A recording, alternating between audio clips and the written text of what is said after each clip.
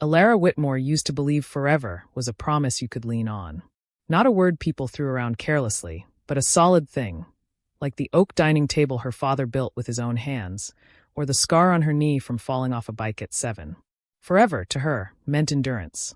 It meant choosing the same person every day, even on days when love felt quiet instead of loud. So when Julian Cross said it to her for the first time, under a sky bruised purple by dusk, she believed him without hesitation. In the second year of their marriage, Alara sat on the edge of their neatly made bed, scrolling absent-mindedly through her phone while waiting for Julian to come home. She paused, then looked up at the wall where their wedding photo hung. "Please like, comment, and subscribe, and tell us where you're watching from," she murmured aloud with a soft smile, mimicking the silly way Julian used to joke when they watched videos together during their dating days. The memory warmed her briefly, like a candle flickering against a growing draft she refused to acknowledge. They had met 7 years earlier at a charity fundraiser in Brighton.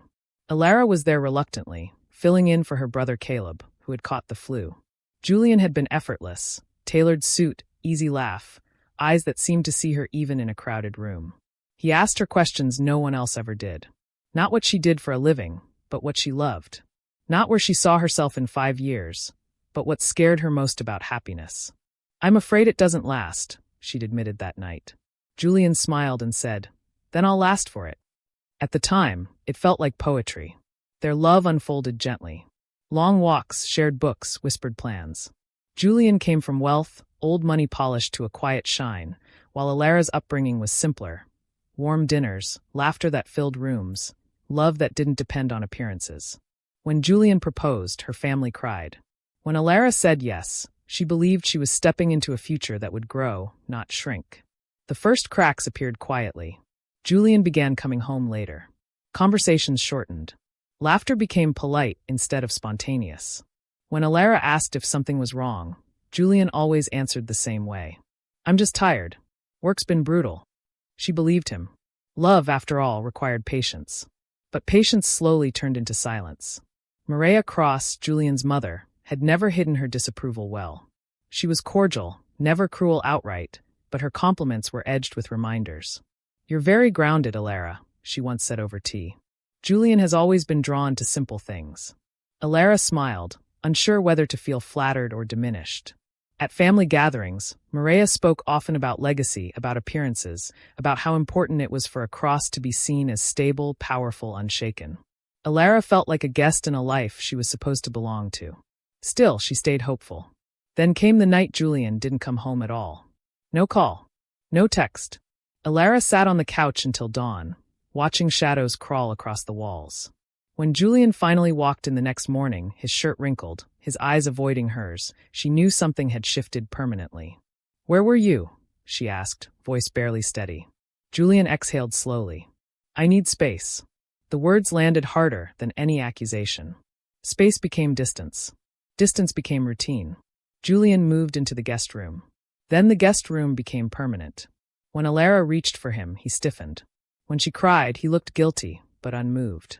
One evening, after a particularly tense dinner with Maria, Julian finally spoke the truth he'd been circling for months. "I don't know if I believe in forever anymore," he said quietly. Alara felt the floor tilt beneath her. "You said." "I know what I said," he cut in, rubbing his temples. "But people change." She wanted to scream that love was supposed to change with you, not abandon you. Instead, she whispered, "So what are you saying?" Julian looked at her, really looked at her, and for the first time, she felt like a stranger to him. "I think we rushed into something that wasn't meant to last." That was the night forever got an expiration date. The divorce was swift, clinical, devastating. Julian was generous on paper, distant in person. Maria attended court once, dressed in black, as if mourning something unavoidable. Caleb wanted to fight. Nina wanted answers. Alara wanted to disappear. When she moved out of the house she once called home, she took only what mattered: books, photos, the chipped mug Julian once bought her because it felt like her. She left behind the echoes. The hardest part wasn't losing Julian. It was losing the version of herself who believed love never left if you treated it gently. Alara returned to her hometown, to the quiet rhythm she had once thought too small. She slept in her childhood room, surrounded by memories that reminded her she had existed before Julian, and she would exist after. But healing, she learned, wasn't linear. Some days she felt strong. Other days, she broke down in grocery store aisles over cereal brands Julian liked. She questioned every moment, every choice, every promise. Had she missed the signs? Had forever always been a lie? Late one evening, sitting on the back porch with Nina, Alara finally voiced the fear that haunted her most. What if I was just temporary? Nina took her hand. No, you weren't temporary. You were real. Some people just don't know how to keep real things. Alara looked up at the stars, the same ones she once shared with Julian, and realized something quietly powerful. Forever wasn't broken. It had simply been misplaced. And this time, she would be more careful where she put it. Alara learned that healing did not arrive with ceremony. It came quietly, almost inconveniently, slipping into her life when she least expected it and retreating just as easily. Some mornings, she woke up convinced she was finally free. Other mornings, the weight of memory pressed so heavily on her chest that breathing felt like work. The world did not pause for grief, and she was forced to move through it carrying an ache no one else could see. She took a job at a local publishing house, a modest position that required more patience than ambition. The work was steady, grounding.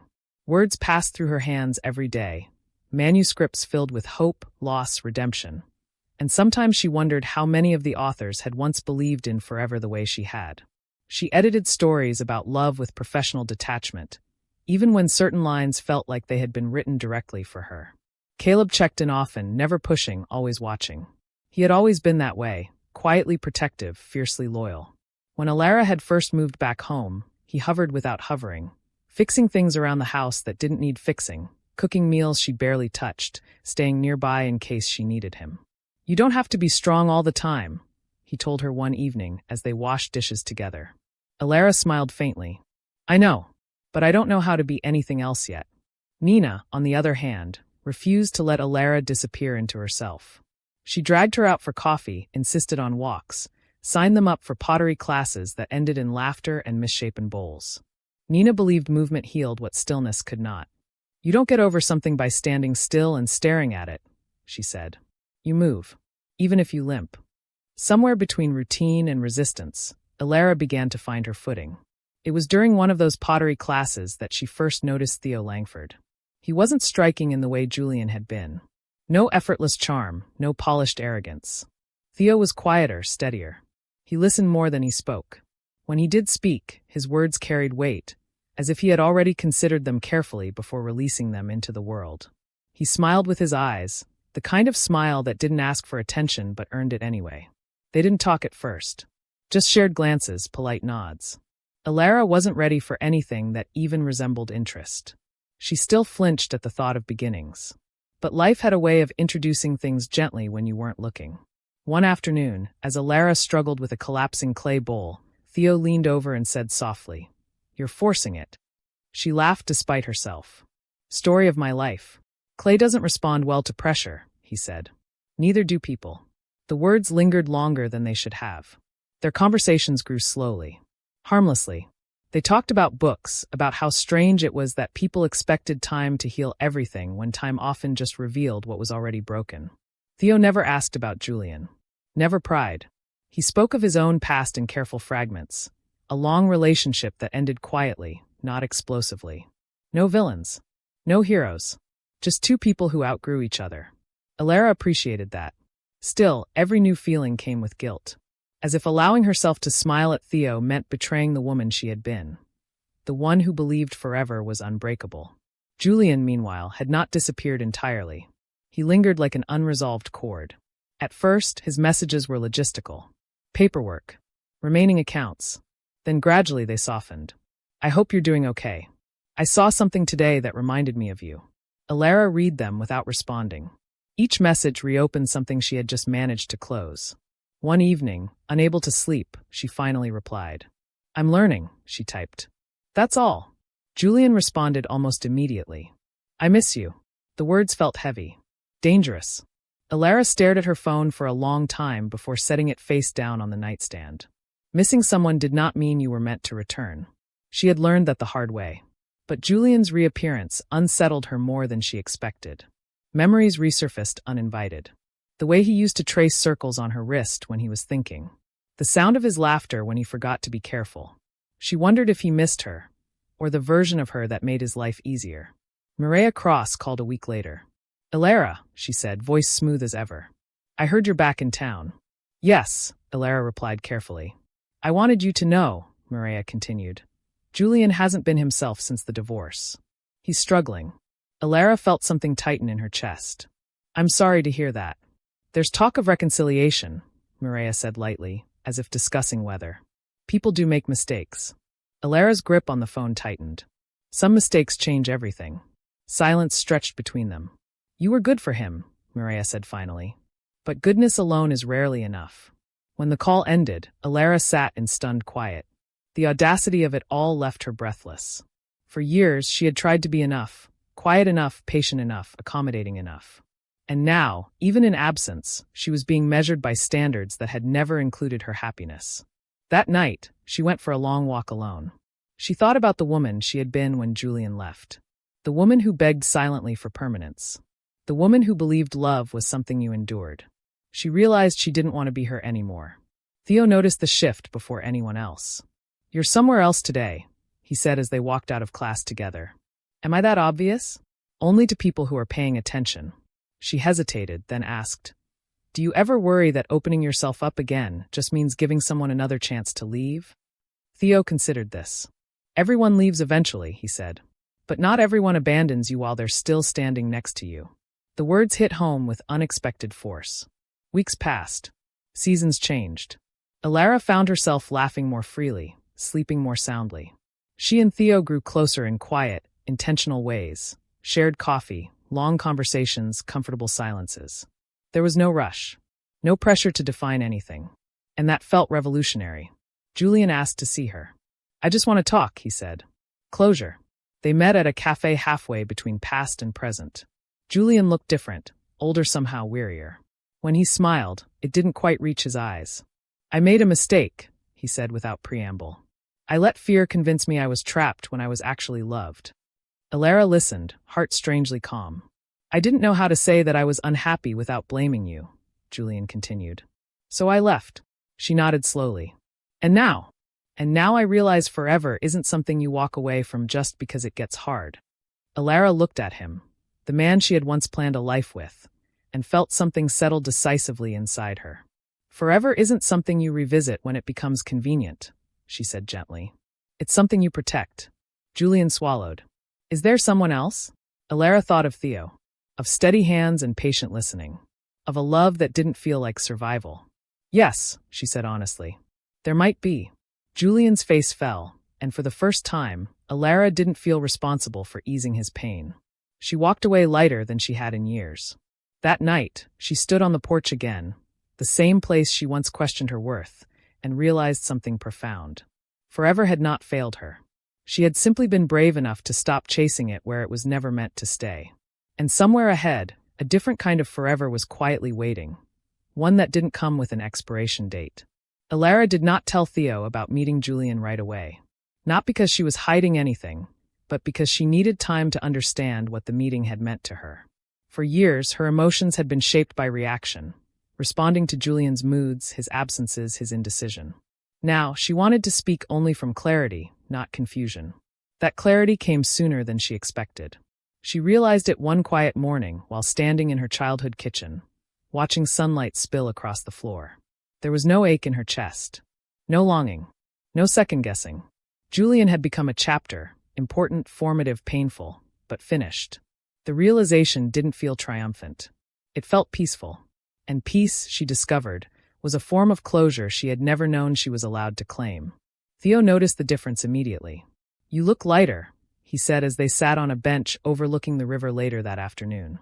"I think I finally am," Ilara replied. She told him everything then. About Julian. About the meeting. About the years she had spent believing love was something you proved by staying silent when it hurt. Theo listened without interrupting, his presence steady and unassuming. When she finished, he asked only one question. "What do you want now?" Ilara looked out at the water, watching it move without hesitation, without apology. "I want something that doesn't feel like I'm constantly waiting for it to end," she said. "I want honesty. Consistency. Choice."